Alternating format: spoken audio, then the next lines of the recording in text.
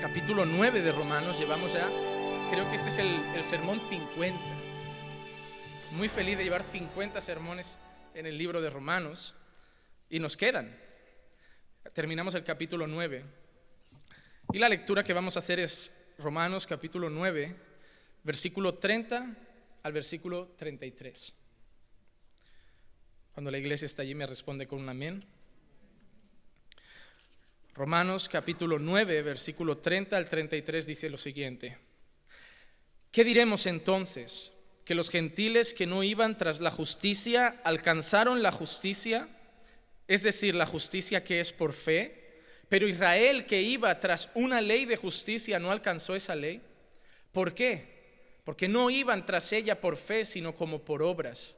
Tropezaron en la piedra de tropiezo, tal como está escrito: He aquí pongo en Sión una piedra de tropiezo y roca de escándalo, y el que crea en él no será avergonzado. Repito el texto.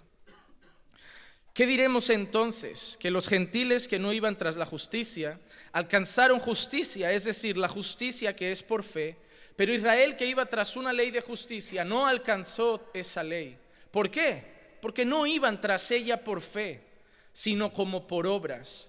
Tropezaron en la piedra de tropiezo. He aquí como está escrito: He aquí pongo en Sión una piedra de tropiezo y roca de escándalo, y el que crea en él no será avergonzado. Pueden tomar asiento.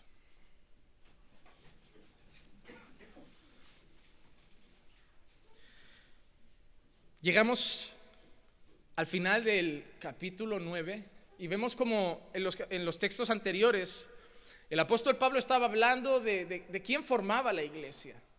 Y Pablo empezaba a romper esa división y a proclamar esa división que ya no existía entre judíos y gentiles. Y Pablo empezaba a dejar claro que todos aquellos que creían en Jesucristo eran parte del pueblo de Dios. Que ya no nos separaba ni la raza, ni el color, ni la cultura, ni el idioma, ni el lenguaje, ni la tribu de donde eran, sino que todo aquel que creía era parte del pueblo de Dios. Pero eso le dolía a muchos judíos por un motivo principal, y era que en el corazón del judío ortodoxo, el judío tradicional de aquella época, él no aceptaba que él era parte del mismo pueblo que un gentil. El judío tradicional no aceptaba que ellos, que eran tan celosos de la ley, hubieran sido parte del mismo pueblo que no corría con celo tras esa misma ley. Porque tenemos que entender que Pablo está hablando de un pueblo que no iba tras la ley de Moisés, que ni siquiera sabía lo que era la ley de Moisés. Los gentiles no sabían quiénes eran los profetas muchas veces, no sabían quién era Moisés, no conocían los mandamientos, vivían una vida como la vivíamos nosotros en la calle, de espaldas a Dios y a su ley. Y entonces llega Pablo y dice que por fe ellos alcanzaron justicia, que al creer en Jesús, aunque nunca hubieran buscado la ley de Dios, ellos fueron justificados y alcanzaron la gracia y la misericordia de Dios. Y en el corazón de un judío eso daba rabia. Y eso me recuerda mucho a la historia del hijo pródigo, porque la historia del hijo pródigo trata de eso, hermano. Trata de un hermano que cuando ve a otro hermano volver arrepentido no lo acepta. Porque para ese hijo que sí que se quedó con su padre, para ese hijo que no fue a probar el mundo, para ese hijo que no fue a deleitarse quizá con prostitutas, para ese hijo que no pidió la herencia del padre, para ese hijo que siguió trabajando y siendo fiel, no era justo que aquel que se gastó la herencia y se ensució en el mundo y en pecado volviera y encima el padre lo recibiera como si nada, y encima el padre hiciera una fiesta. Eso es la religión pura y dura. El mirar por encima del hombro a alguien que viene arrepentido y decir: no es justo que Dios nos trate igual si yo he sido fiel y Él no. No es justo que Dios nos trate igual si yo he ayunado todos los días y Él no. No es justo que Dios nos trate igual si yo oro cada día y Él no. Y eso es lo que había en el corazón de los judíos. Religiosidad pura y dura. Una religión que solo hacía que dividieran el mundo en dos, entre los que merecían ser pueblo de Dios y los que no merecían ser pueblo de Dios. Una religión que dividía al grupo en dos, entre los buenos y los malos, los que valían y los que no valían. Y ahí llega Pablo con un discurso que mete a todos en el mismo saco, primeramente diciendo: nadie vale. Y eso rompía los esquemas de los judíos. Recuerden que en Romanos capítulo 3 Pablo empieza a decir, porque todos pecaron y todos están destituidos de la gloria de Dios. Pablo dice, ninguno es el hijo fiel que estuvo con el Padre siempre obediente. Todos somos el hijo pródigo. Todos hemos pecado.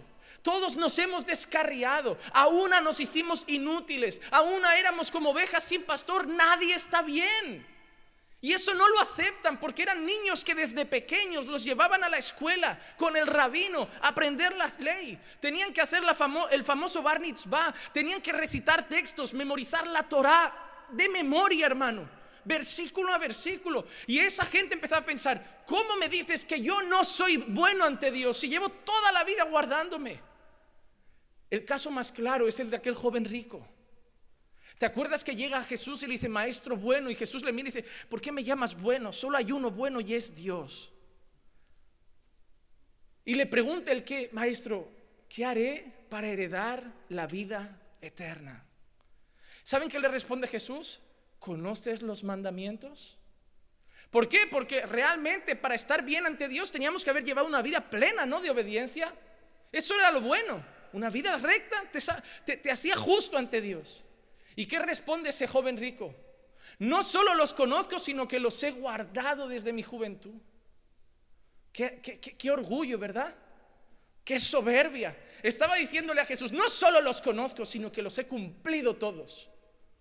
Entonces Jesús lo mira, porque Jesús no es como nosotros. Jesús veía el corazón y hace una pregunta. Si te das cuenta, tú tienes que hablar 1 hora con una persona para tocar su corazón. Jesús con la primera pregunta ya desmontaba a todos, porque tú tienes que hablar 1 hora para conocer a la persona. Jesús ya veía el fondo y con una sola pregunta ya los dejaba todos sin palabras. A veces uno dice, ay, quiero la sabiduría de Jesús. No la vas a tener porque tú no eres Dios. Y esa era la evidencia de que Jesús era totalmente hombre, pero también era totalmente Dios. Tú y yo no tenemos eso.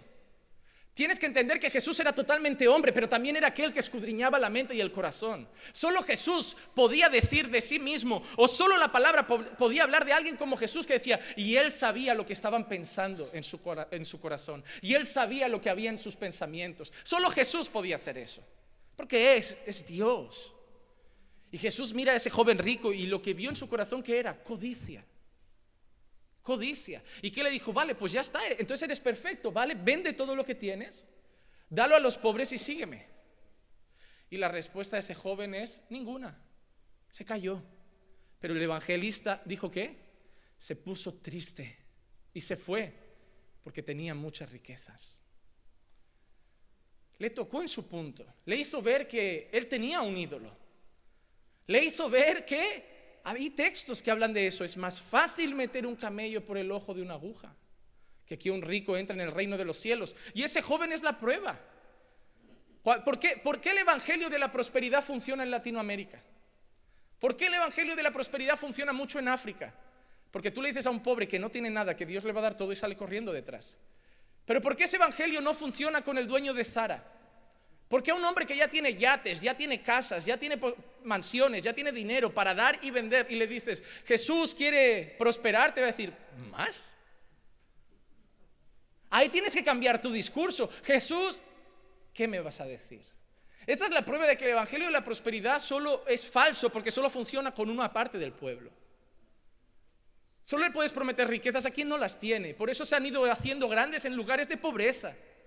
Si te das cuenta, el evangelio de la prosperidad solo ha crecido en 2 lugares: donde hay pobreza y donde no se lee mucho, donde hay mucho pueblo con mucha poca cultura de lectura, de buscar, y que tiene facilidad para decir amén a todo. Han aprovechado el desconocimiento, han aprovechado la falta de cultura de muchas zonas para atraerlos a la mentira. Pero llegas a un lugar donde la gente le gusta leer y escudriñar, y las personas acaban saliendo de tu iglesia rápido, porque pronto se dan cuenta que está bañado todo en mentiras. Los judíos estaban enfadados porque se daban cuenta que ellos también tenían problemas en el corazón, que ellos también tenían pecado, pero era algo que no aceptaban porque eran celosos. Se habían circuncidado, habían hecho la señal del pacto frente a Dios, se habían puesto la ropa que se tenían que poner, Habían hecho todo lo que tenían que hacer, se habían abstenido de lo que tenían que hacer, habían hecho los sacrificios que tenían que hacer, hacían las ofrendas que tenían que hacer, comían lo que tenían que comer y no comían lo que no podían comer, se guardaban, se abstenían. Y ahora llega Pablo y les dice que otros que no habían hecho nada de eso también eran pueblo de Dios porque habían creído. Y eso es lo que muchos evangélicos no aceptan. Porque muchos evangélicos tienen un pequeño judío o religioso en el corazón que no acepta que le digas a alguien que se salvarán solo por gracia mediante la fe. No, eso es imposible. Ahí se levanta la gente a decirte que estáis provocando que la gente viva en pecado. Yo no les he dicho que pequen. Estáis provocando que la gente peque contra Dios con ese discurso de que la salvación solo es por gracia y no por obras. Yo no les digo que pequen. El problema es que solo escuchan esa frase, no escuchan todo el discurso. El discurso no acaba ahí, el discurso sigue. Pero te digo una cosa, ¿qué preferimos? El otro lado, que es una religión que se ha vuelto un yugo, una religión que te hace vivir con miedo, una religión en la que el pastor acaba cada domingo diciéndote: hermano, si viene Jesús hoy y no te has arrepentido, ¿qué pasa? Una religión que aunque seas creyente y vayas a la iglesia, te dice que cada vez que pecas, si no te arrepientes al momento y si te atropella un coche te vas al infierno porque no te dio tiempo de arrepentirte. Una religión que te tiene asustado, una religión que parece que te obliga a ir al cielo solo por miedo, una religión que te hace seguir a Jesús solo por temor. Eso no es el evangelio. El evangelio nunca trae a las personas por miedo de ir al infierno. Esas son las personas que al final dejan el camino de Dios, porque el miedo no sostiene a nadie. Al final uno se rebela contra el miedo y dice: me da igual, si me muero me morí, pero paso. El miedo no sostiene a nadie. El primer motor de todo ser humano para perseverar hasta el final en la fe es el amor a Dios. El amor a Dios. Jesús no dijo: si me tenéis miedo guardaréis mis mandamientos. Él dijo: si me amáis guardaréis mis mandamientos. Porque lo que sostiene al creyente no es el miedo al infierno, es el amor a Cristo. Cuando yo veo la cruz y veo lo que Jesús ha hecho por mí, es suficiente motivación para obedecerle. Yo no tengo deseo de obedecer porque tengo miedo de perder mi salvación. Yo tengo deseo de obedecer porque me han regalado una enorme salvación que no merezco y quiero ser grato, y la gratitud la demuestro obedeciendo. Obedeciendo. Hoy vamos a analizar estos versículos y los vamos a dividir en 3 puntos. 3 cosas que quiero que te lleves hoy a casa. Y hoy vamos a predicarlos de una manera rara, porque voy a predicar al revés. En vez de ir al 30 al 33, voy a predicarlos del 33 al 30. Pero al final vamos a predicar el texto. Así que vamos al versículo 33. Tal como está escrito: he aquí pongo en Sión una piedra de tropiezo y roca de escándalo, y el que crea en él no será avergonzado. En el que crea en él no será avergonzado. Quiero pronunciar las palabras del apóstol Pedro, que también volvió a citar lo mismo. En primera de Pedro, capítulo 2, versículo 4 al versículo 10. El apóstol Pedro dice lo siguiente: y viniendo a él como una piedra viva, desechada por los hombres, pero escogida y preciosa delante de Dios, también vosotros como piedras vivas sed edificados como casa espiritual para un sacerdocio santo, para ofrecer sacrificios espirituales aceptables a Dios por medio de Jesucristo. Dios quiere sacrificios, sí, pero los quiere espirituales. Pues esto se encuentra en la Escritura: he aquí pongo en Sión una piedra escogida, una preciosa piedra angular, y el que crea en él no será avergonzado. Este precioso valor es pues para vosotros los que creéis, pero para los que no creen, la piedra que desecharon los constructores, esa en piedra angular se ha convertido, y piedra de tropiezo y roca de escándalo. Pues ellos tropezaron porque son desobedientes a la palabra, y para ello estaban también destinados. Pero vosotros sois linaje escogido, real sacerdocio, nación santa, pueblo adquirido para posesión de Dios, a fin de que anunciéis las virtudes de aquel que os llamó de las tinieblas a su luz admirable. Pues vosotros en otro tiempo no erais pueblo, pero ahora sois el pueblo de Dios. No habíais recibido misericordia, pero ahora habéis recibido misericordia. El primer punto del sermón es que para los judíos Jesús fue una piedra de tropiezo. ¿Por qué? Suena feo, y más sabiendo que hay un texto que dice: ay de aquel por el que vienen los tropiezos. Hay una advertencia con aquellos que se vuelven piedra de tropiezo para algunas personas, pero no es el mismo sentido que Pablo y Pedro dan a este texto. Jesús no fue una piedra de tropiezo porque por su mal testimonio hizo que otros tropezaran. Jesús no fue una piedra de tropiezo porque predicando mentiras se llevó gente a la mentira. Jesús fue una piedra de tropiezo para los judíos porque manifestó que su religión estaba muerta. Piensa que los judíos llevaban décadas y décadas y décadas construyendo una fe, y llega Jesús y va a ser otra piedra en esa construcción, y es una piedra de tropiezo porque tira al suelo todo lo que habían edificado los judíos. Jesús se vuelve piedra de tropiezo porque avergüenza la construcción que los judíos estaban haciendo en base a una fe de obras, una justicia propia. Los judíos no querían que alguien los salvara porque los judíos se estaban salvando a sí mismos. Y llega Jesús y anuncia otra cosa. Y llega Jesús y empieza a traer otro mensaje. Por eso, ¿quiénes fueron los principales en buscar matarlo? ¿Los soldados? ¿Los ateos? ¿Los gentiles? No, los judíos. Sus propios hermanos carnales, su propio pueblo, sus vecinos. ¿Cómo puede llegar el hijo del carpintero y decir que lo que estamos enseñando no es así? ¿Cómo puede llegar el hijo del carpintero y si la ley de Moisés mandaba apedrear a la prostituta, a la adúltera, y llega él y encima nos encara con nuestro pecado y dice: pues quien esté libre, que tire la primera piedra? ¿Cómo puede llegar él diciendo que es el Mesías? El Mesías nos iba a librar del yugo de los romanos. El Mesías iba a traer libertad a la esclavitud romana. El Mesías nunca pagaría los impuestos. ¿Cómo puede llegar él y que cuando le preguntemos si hay que pagar tributo al César, diga: dad a César lo que es del César y dad a Dios lo que es de Dios? ¿Cómo puede llegar él, que en teoría esperábamos un soldado, un guerrero como David, que en teoría iba a invadir Roma, invadir todo, íbamos otra vez a ser la nación santa y perfecta y libre de todo yugo? Y encima dice que hay que amarlos. Encima dice que hay que amar a nuestros enemigos. ¿Te acuerdas las palabras de: si os piden la túnica, dale la capa; si te pide una milla, anda dos? ¿Quién podía pedir esas cosas? Los romanos. Eran los enemigos los que llegaban y decían: anda una milla. Y Jesús, en vez de traer y decir: no los obedezcáis, no son pueblo de Dios, no rindáis a ellos, Jesús dice: cuando os pidan eso, andad dos. ¿Cómo que en vez de venir el Mesías a declararles la guerra, encima dice: pagadles el mal con bien? Hemos esperado un libertador y nos traen un cordero sumiso. Hemos esperado un soldado y nos traen a un rabí lleno de amor y misericordia por los que nos oprimen.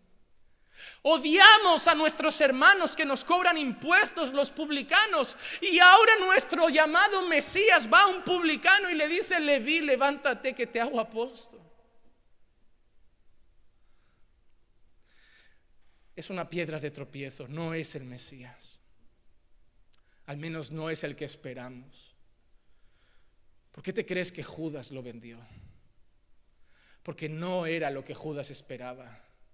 Judas esperaba al libertador, Judas esperaba a otro David, Judas esperaba a otro que derrotara a Goliat, y llegó alguno diferente, llegó uno que se inmoló. Llegó uno que se dejó morir, llegó uno que se dejó llevar a la cruz, llegó uno que se dejó escupir, que se dejó flagelar, que se dejó matar, uno que pedía que amaran a sus enemigos, uno que pedía que oraran por los que les maldecían, uno que pedía que bendijeran a aquellos que les buscaban mal. Judas no aceptaba eso. Era muy bonito cuando él demostraba el poder con los milagros. Era muy bonito cuando él andó por las aguas y dejó claro que él gobernaba sobre las aguas, sobre la vida, sobre la enfermedad. Pero no les gustó la parte de amar a los demás. Eso demostraba que el corazón del judío de la época solo tenía rabia, odio y división con los demás. Y Jesús se volvió para ellos una piedra de tropiezo. Una piedra de tropiezo. Pero mira lo que es bonito, que en el versículo 33, mira lo que dice Pablo: tal como está escrito, pongo en Sion una piedra de tropiezo y roca de escándalo, porque lo que fue Jesús fue un escándalo. Hoy la gente te dice: pastor, si fuera más como Jesús, no le odiarían. Le digo: si fuera realmente como Jesús, me crucificarían. Ya me critican por intentar imitarlo, y eso que lo hago mal. Imagínate si lo imitara bien. Si lo imitara al 100%, me colgarían. ¿Y saben de quién vienen las críticas a las redes sociales? Por los mensajes de la verdad. No vienen de los ateos, no vienen de los mormones, no vienen de los musulmanes, vienen de los evangélicos. De la misma manera que fue el propio pueblo de religión y amor a Dios que crucificó al Mesías, hasta hoy el mismo pueblo también degolla a los profetas. Hasta hoy el mismo pueblo que dice: estamos cansados de evangelio de la prosperidad, estamos cansados de circo, estamos cansados, queremos una voz profética. Queremos a alguien que hable la verdad, queremos a alguien que diga: así dice el Señor, y diga lo que la palabra dice. Pero cuando llega alguien y les pone la Biblia enfrente, el corazón de ellos dice: calladlo como sea, calladlo. Porque la luz vino al mundo, pero el mundo prefirió las tinieblas. A veces siento que estoy predicando, hermano, y veo ojos que me miran como que el corazón grita: cállate, cállate. Déjanos seguir escondiendo nuestra maldad. Déjanos seguir escondiendo la basura que tenemos. Déjanos seguir escondiendo la maldad de nuestro corazón. No nos llames adúlteros. Haz como otros. Ay, hermanos, cuidado con el pecado, pero no le pongas nombre. No nos llames mentirosos. No nos llames adúlteros. No nos llames ladrones porque no pagamos impuestos. No nos llames adúlteros solo porque miramos a otra mujer. No nos llames codiciosos solo porque preferimos trabajar más para ganar más. No nos llames perezosos solo porque preferimos dormir antes que venir a orar. No nos llames nada a la cara, por favor, cállate. Nadie quiere la verdad. La verdad es la espada más aguda,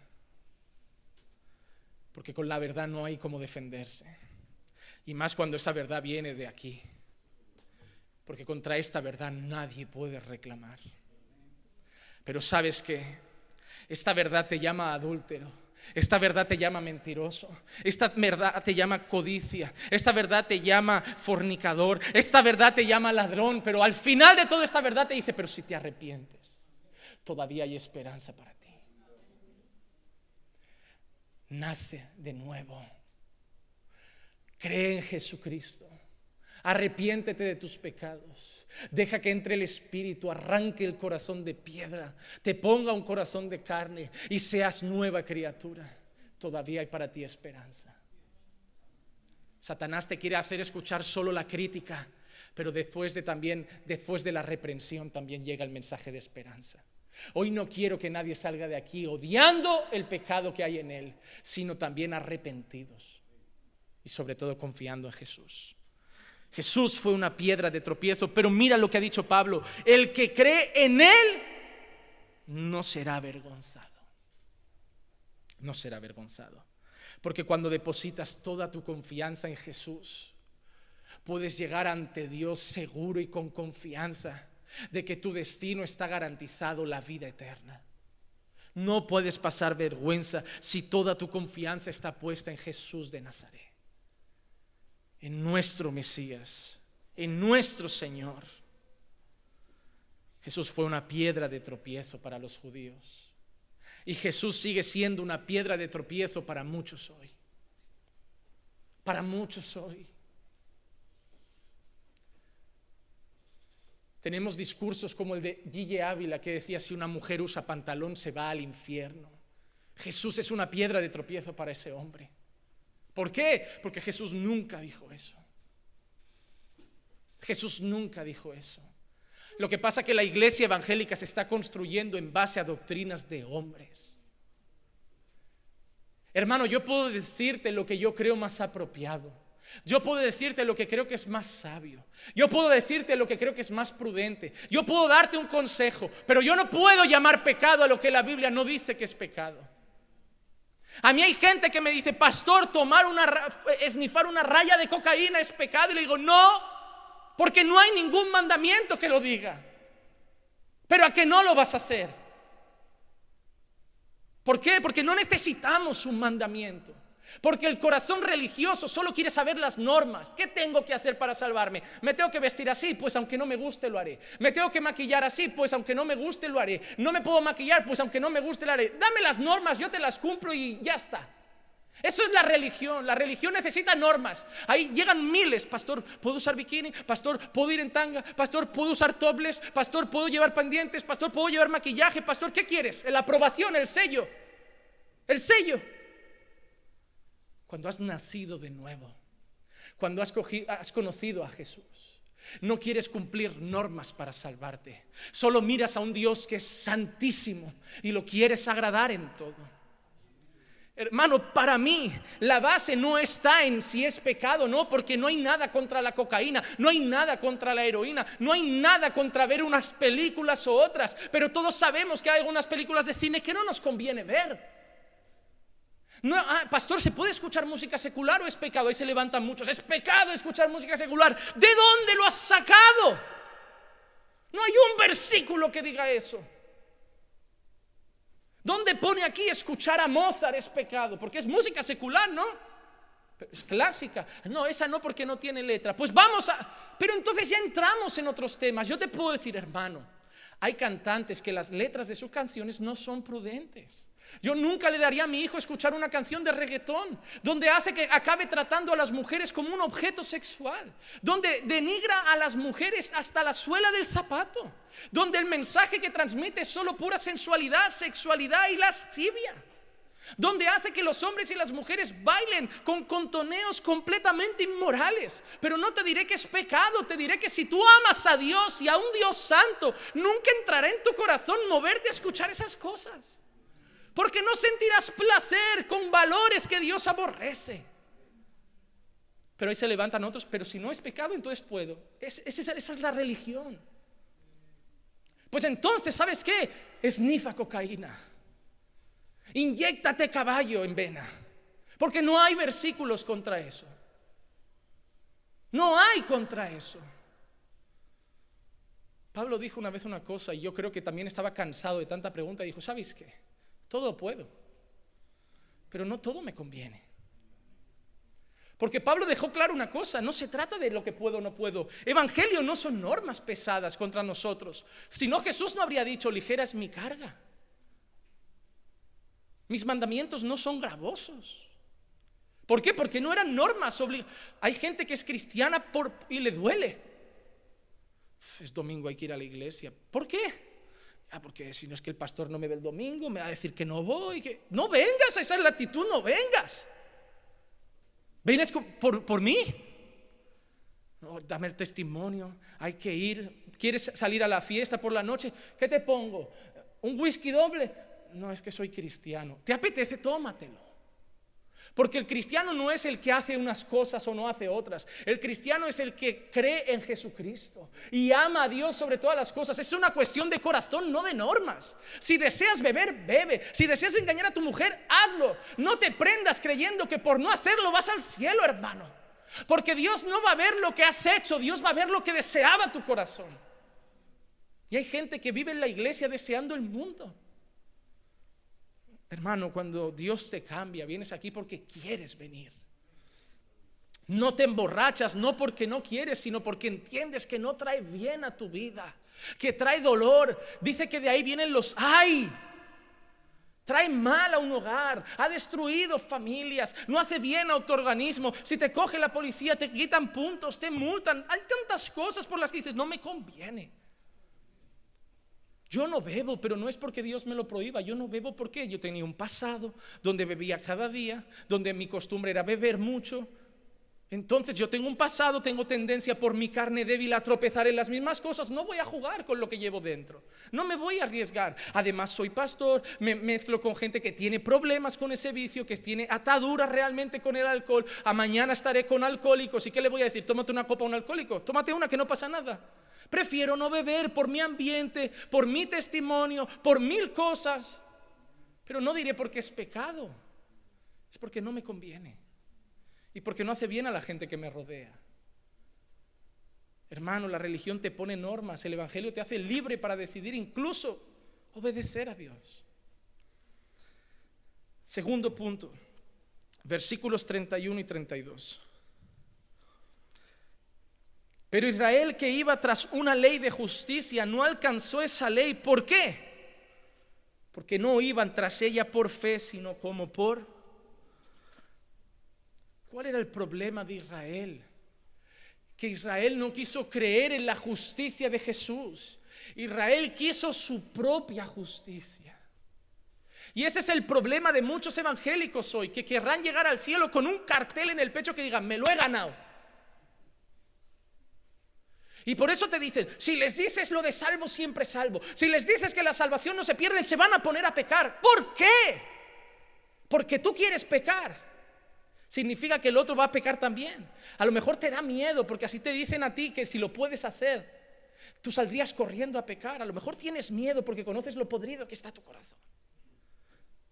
Porque hay gente que aquí no son corderos, son simplemente lobos en una jaula llamada iglesia, pero que la que les abres la puerta sale devorando todo. El cordero, hermano, no está preso. El cordero anda por el prado, va a un lado, va a otro, y solo sabe una cosa: que cuando el pastor hace vuelve. El lobo tú lo puedes llamar, que como vea un ciervo, olvídate que lo llames. ¡Vuelve, lobo! No, déjame, yo veo. El lobo tira por el instinto. El cordero, vea lo que vea. Si hace un pastor, silba, vuelve. Porque esa es la raíz de la fe. Mis ovejas oyen mi voz y me siguen. No estamos presos. Además, la Biblia nos enseña que somos como ovejas de su prado, libres, con infinidad de alimento. Nos sentimos ligeros, nos sentimos limpios.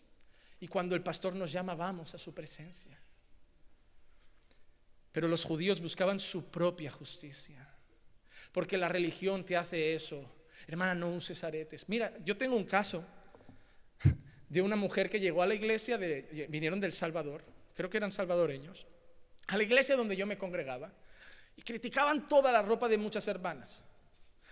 No pueden usar pantalón. Ella iba siempre con falda larga, así, botas, no usaba pendiente, apenas se maquillaba, el pelo así a lo Krusty, ¿sabes? A lo Krusty de los Simpsons, un poco loco. Entonces, de ese tipo, y lo criticaba a todas las mujeres. Una mujer venía un poco maquillada, eso es del diablo, eso es del diablo. A la que un día vio que ya su pastor de El Salvador no la veía, y vio que el pastor de aquí no le veía problema, aparece un día pelo cortado, maquillada, pendientes, pantalón. ¿Qué pasó? Tú deseabas eso y solo no lo hacías porque tu pastor te había dicho que si lo hacías te ibas al infierno.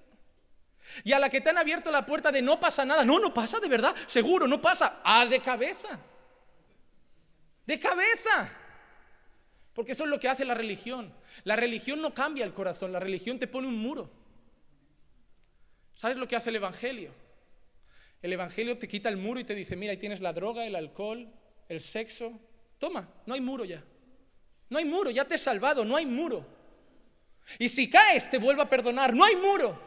Pero el evangelio te transforma de una manera que miras a Dios y dices: ¿qué puedo? Sí, hijo, si caes, te perdono otra vez. ¿Seguro? Sí. Ya, pero es que tú moriste por esas cosas. Y yo no quiero que haya sido en vano tu sangre. Ya, pero puedes, Ya, pero es que no se trata de no poder, se trata de que ya no quiero. Se trata de que quiero verte feliz, mi Dios. Se trata de que quiero que me mires y puedas decir, como dijiste con Jesús: ese es mi hijo en quien tengo complacencia. Se trata de que quiero agradarte para que un día sonrías delante de mí y digas: bien, buen siervo y fiel. En lo poco has sido fiel, en lo mucho te pondré, entra en el gozo de tu Señor. No se trata, la religión te cierra el muro porque sabe que tu corazón no ha cambiado y que si ves una grieta te tiras de cabeza. Esa es la gente, hermano, que peca a escondidas. Esa es la gente que sin que nadie lo ve pornografía, cambia el CD del coche cuando hay gente y no hay gente. Cuando hay gente bebe una cosa, cuando no hay gente bebe otra cosa. Cuando va a la iglesia se viste de una manera, cuando sale de la iglesia se viste de otra. Cuando está en la iglesia saluda con voz así, cuando sale fuera grita, tiene mal carácter. Esa es la religión. Solo es un muro, pero cuando se abre la puerta sale el bicho que llevas dentro. El evangelio no, el evangelio te trae con una ropa aquí y con la misma fuera. El evangelio te hace beber cuando estás con el pastor y los hermanos, pides un refresco, y cuando estás con quien sea, pides refresco porque es lo que quieres.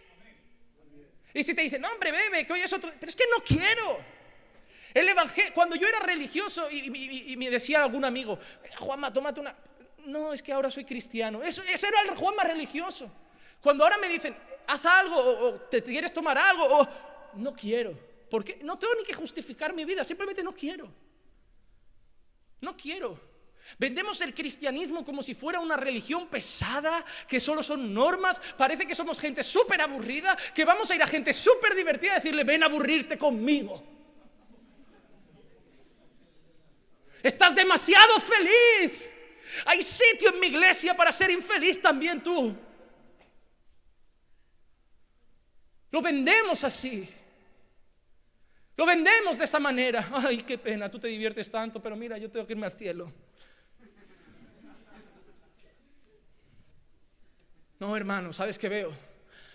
Ese gozo es falso. Ese placer es pasajero. Eso te está carcomiendo por dentro. Eso puede destruir tu casa. Eso te dura un instante y mañana te trae lágrimas. Eso mañana te va a traer dolor. Eso mañana va a destruir tu matrimonio. Ese placer es momentáneo. Aquí hay gozo permanente. Aquí hay paz permanente. Aquí hay alegría permanente. Nunca iré a la iglesia. Ay, es que vente. Ahí no se puede hacer nada, pero bueno, no somos unos santurrones. No, vente a la iglesia. Aquí vas a encontrar el gozo de verdad. Aquí tu casa va a ser feliz de verdad. Aquí tu matrimonio va a estar bien de verdad. Aquí tus hijos van a estar bien de verdad. Porque en Cristo es donde vas a encontrar todo lo que necesitas. Oh, hermano, vendéis muy mal el evangelio. Si esto fuera una empresa, serían los peores comerciales que hay. Porque la gente no tiene ganas de venir porque solo ve normas por cumplir. Normas. El evangelio no trajo normas a mi vida, trajo un nuevo corazón. Yo ahora veo la vida de otra manera. No es que tenga normas, es que veo la vida de otra manera. Antes me sentaba en una terraza del bar con 4 amigos, pasaba cualquier mujer, ahí estaban todos casados y uno decía, vaya tía, y silbaban y giraban todos 800 grados la cabeza, la recorrían por toda la calle y eso era normal, hermano. No tiene nada de malo, yo estoy casado, como siempre en casa, pero puedo mirar el menú de todos los restaurantes. El evangelio cambia tu corazón. Y cuando vas a mirar dices, yo tengo una mujer y aquel que desea ya adulteró con ella, así que mis ojos al semáforo. Juanma, mira qué mujer, al semáforo. Juanma, mira qué mujer. Si quiero ver un muñeco, miro el semáforo de peatones que tiene un chico verde y uno rojo. No porque me da miedo que Dios me castigue, porque ahora tengo otro corazón. Ahora veo la vida de otra manera. Ahora sé que mi mujer merece respeto cuando está y cuando no está. Ahora sé que mi mujer, aunque no esté, mis ojos son solo para ella. Ahora sé que mi mujer, aunque no esté, tengo que honrarla, tengo que amarla. Y no se ama solo en presencia, se ama también en ausencia. No tengo normas, tengo otra manera de ver la vida. Eso es lo que hace el evangelio. La religión busca su propia justicia.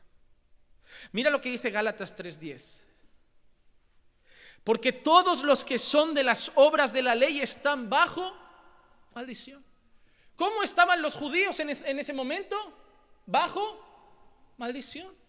Qué triste. Ellos creyendo que se estaban ganando el cielo y estaban realmente bajo maldición. ¿Por qué?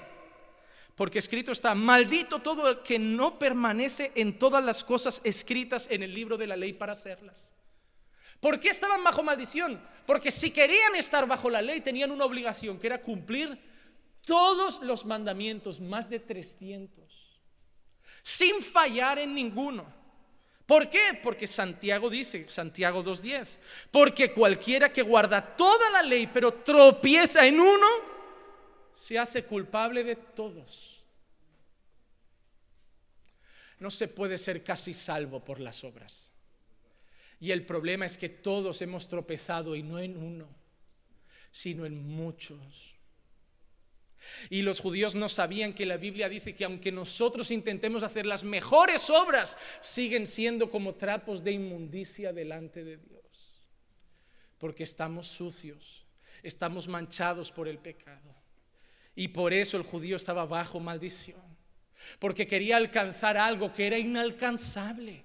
Solo uno sobre la faz de la tierra, solo uno, se hizo limpio porque cumplió toda la ley. Y ese era Jesucristo. Y ese era el llamado de Pablo y el llamado del Evangelio. No podéis cumplir la ley, estáis bajo maldición porque no podéis cumplir todos los mandamientos. Pero si os arrepentís de eso, de vuestros pecados, y creéis en aquel que sí cumplió todos los mandamientos, su justicia irá para vosotros. Y no seréis justos, pero seréis justificados. Oh hermano, la religión trae orgullo, la religión trae soberbia, la religión hace que las hermanas de falda larga critiquen a las hermanas que usan pantalón. La religión hace que la hermana que no se maquilla por la religión critique a la hermana que usa un poco de pintalabios. Las llaman Jezabel, las llaman prostitutas, las llaman rameras, las llaman seductoras. ¿Cómo puede salir del corazón de un corazón que en teoría tiene que amar a todos esas palabras? Eso es el fruto de la religión. La religión trae odio al diferente. La religión trae soberbia al corazón diciendo: yo sí que soy santo, yo sí que soy limpio. Eso es lo que le pasó a Nicodemo. Un hombre admirado, un hombre querido, un hombre observado por todos, respetado por el pueblo, que había cuidado con celo la ley. Llega a Jesús y Jesús le dice: Nicodemo, no vale, no ha servido, hay que nacer de nuevo. ¿Cómo? ¿Me respetan los otros rabinos? ¿Me respetan los niños? ¿Me respetan los adultos? ¿Me respeta la ciudad entera? Soy un maestro, un referente en consejería, un referente en enseñanza. ¿Me procuran para todo? ¿Y me dices que no soy digno? No, no lo eres. Hay que nacer de nuevo. Porque eso es fruto de la carne. Eso te lo has hecho tú.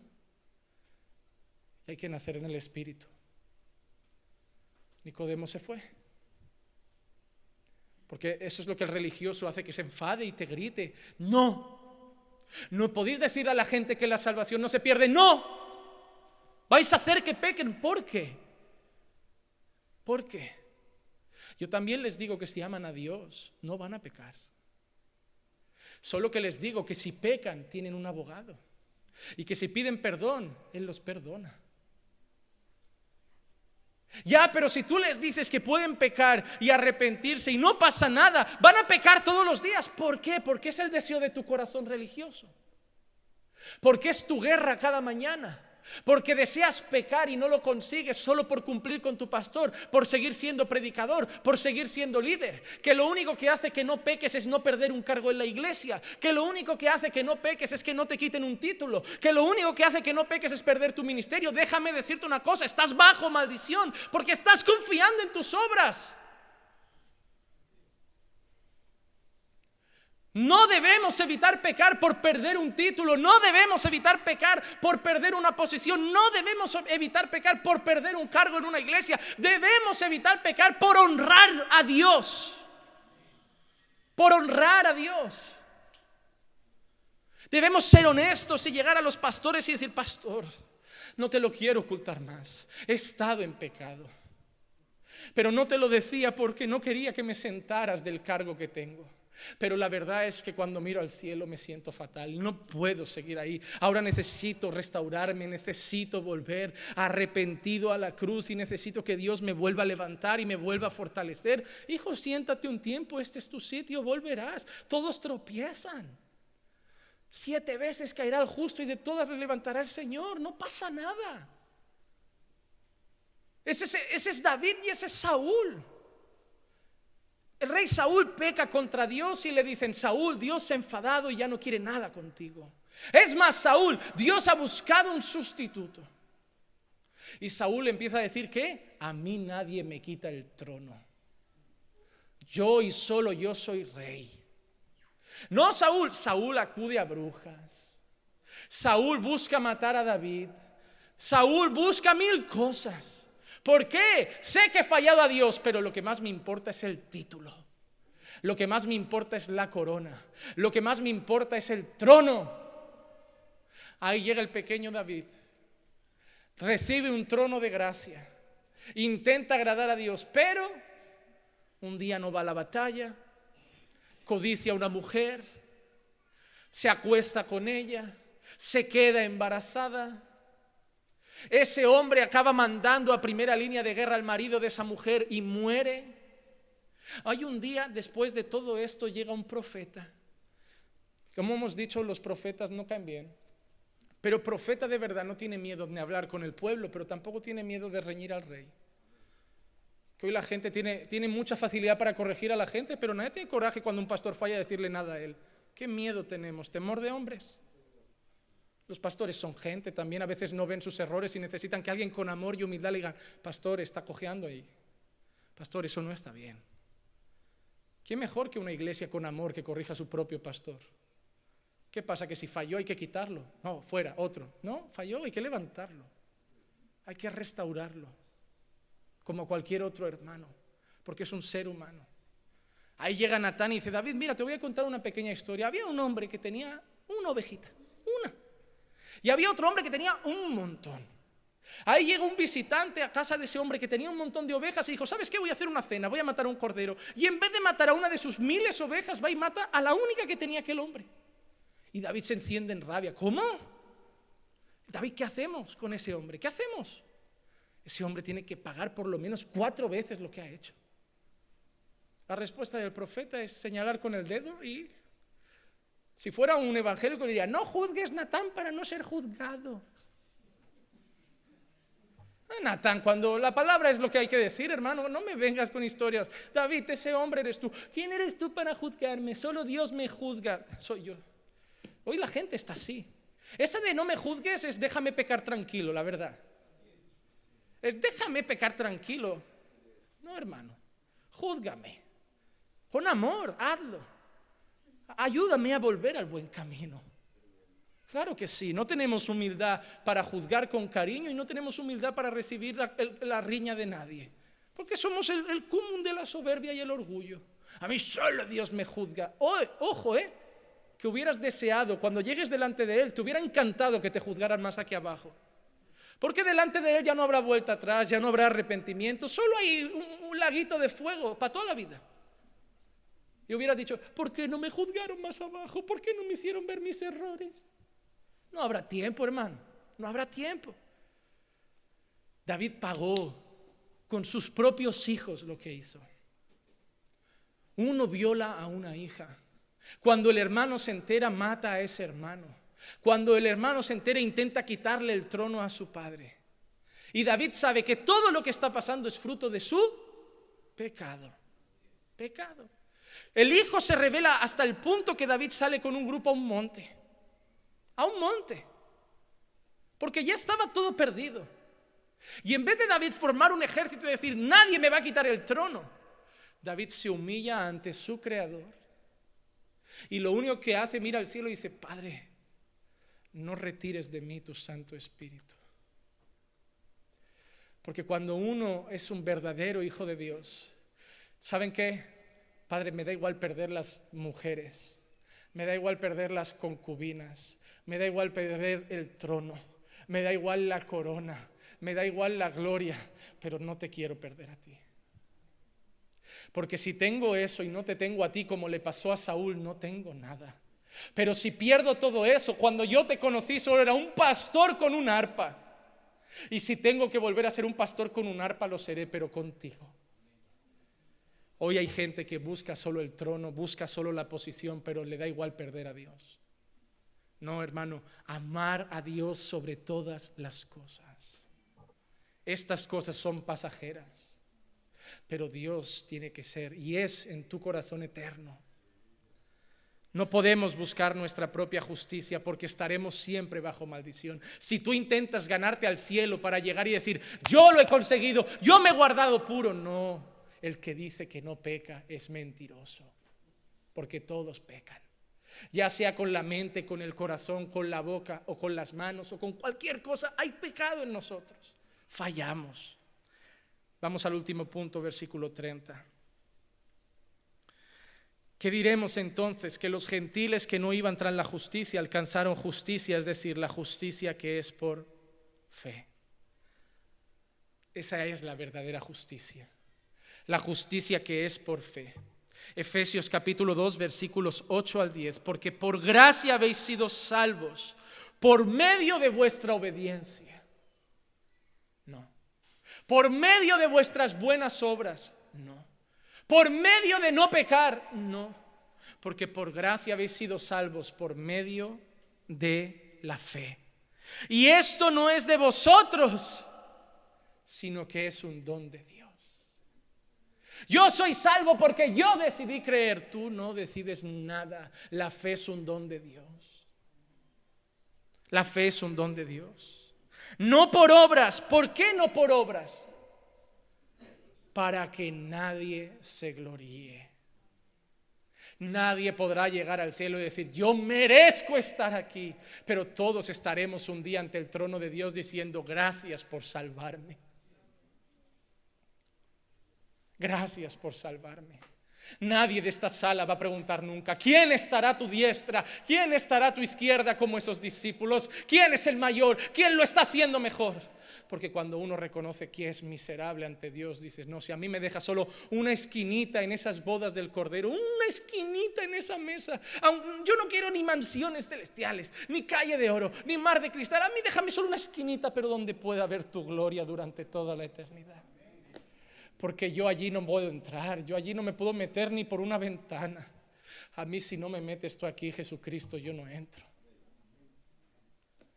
Pastor, entonces ¿por qué obedece, pastor? ¿Por qué quiere orar, pastor? ¿Por qué nos pide ayunar? ¿Por obligación? No, porque nos ha dado un rinconcito en ese lugar. Y tenemos que esforzarnos por agradarle, por lo que ya ha hecho, no para hacer algo, por lo que ya ha hecho por nosotros. Ahí la gente dice, no, pastor, pero es que el discurso ese los lleva a pecar. Santiago 2, 14 al 18. ¿De qué sirve, hermanos míos, si alguno dice que tiene fe pero no tiene obras? ¿Acaso puede la fe salvarlo? Si un hermano o hermana no tiene ropa y carece de sustento diario, y uno de vosotros les dice, id en paz, calentaos y saciaos, pero no les dais lo necesario para su cuerpo, ¿de qué sirve? Así también la fe por sí misma, si no tiene obras, está muerta. Pero alguno dirá, tú tienes fe y yo tengo obras, muéstrame tu fe sin las obras, y yo te mostraré mi fe por mis obras. Pastor, usted les dice eso de la fe y los lleva a vivir de cualquier manera. No, porque la fe que salva transforma. La fe que salva te cambia. La fe que salva te da un nuevo corazón. La fe que salva te hace una nueva criatura. La fe que salva hace que aborrezcas el pecado y ames la ley de Dios. La fe que salva hace que ya no veas la ley como algo pesado, sino que veas la ley y digas como el salmista, en tu ley está mi delicia. La fe que salva te lleva a obedecer, no porque hay un muro de religión, por amor a tu Señor. La fe que salva no dice, ay, no puedo, me gustaría, pero no puedo porque soy cristiano. No, la fe que salva te hace entender que no te conviene, que no es bueno, y no obedeces, pero te da placer. La fe que salva no muestra una religión de carga. La fe que salva muestra una religión de gozo, una religión de alegría. La fe que salva no es la que tengo que ir a la iglesia porque es domingo y es obligatorio. La fe que salva es la que te trae aquí y por el coche con tu esposa y tus hijos dicen, me alegré con los que me decían, a la casa del Señor iremos. La fe que salva no es el pastor me va a dar la chapa. La fe que salva es Dios me va a hablar en este día. Bendito el Señor que usa a sus siervos. La fe que salva no es qué aburrido es este libro. La fe que salva es qué gozo tener la voz de Dios entre mis manos. La fe que salva no es orar, me cansa. La fe que salva es qué bueno poder orar. entrar. Qué bueno poder entrar al lugar santísimo, donde solo el sumo sacerdote podía entrar, y ahora el velo se rasgó y yo puedo. La fe que salva no es una carga, la fe que salva es un regalo de Dios.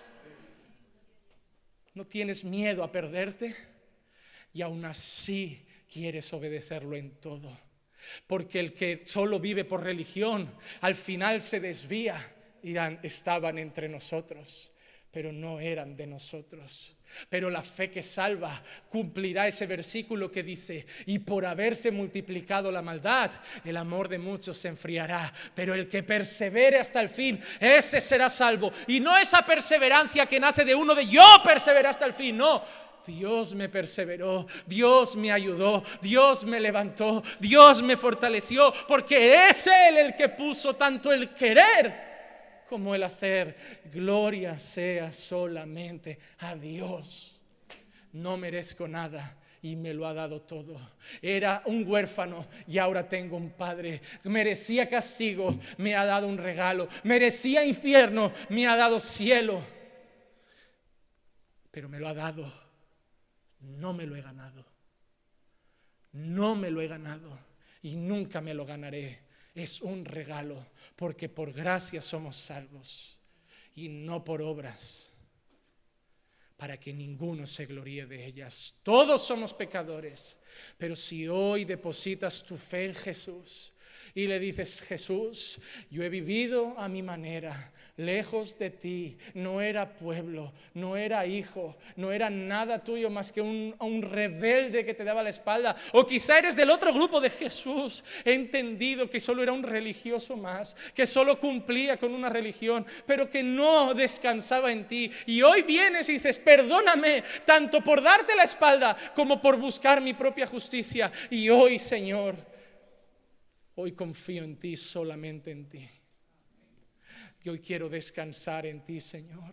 Hoy quiero que me cambies. Hoy quiero que transformes mi corazón. Hoy quiero sentir gozo buscándote. Hoy quiero recuperar mis ganas de orar. Porque cuando la religión te dice ora es una carga. Pero cuando Dios te dice: hijo, puedes hablar con el que creó el universo.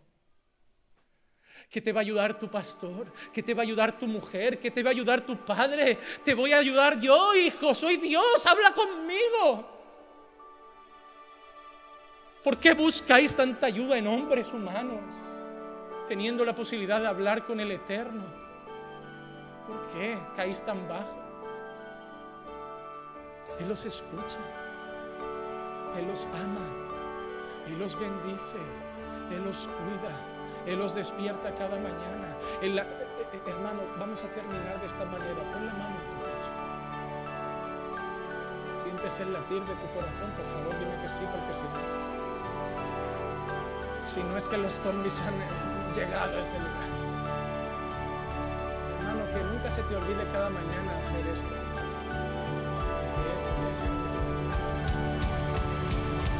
Solo damos gracias por el trabajo, solo damos gracias por un piso, solo damos gracias por un dinero.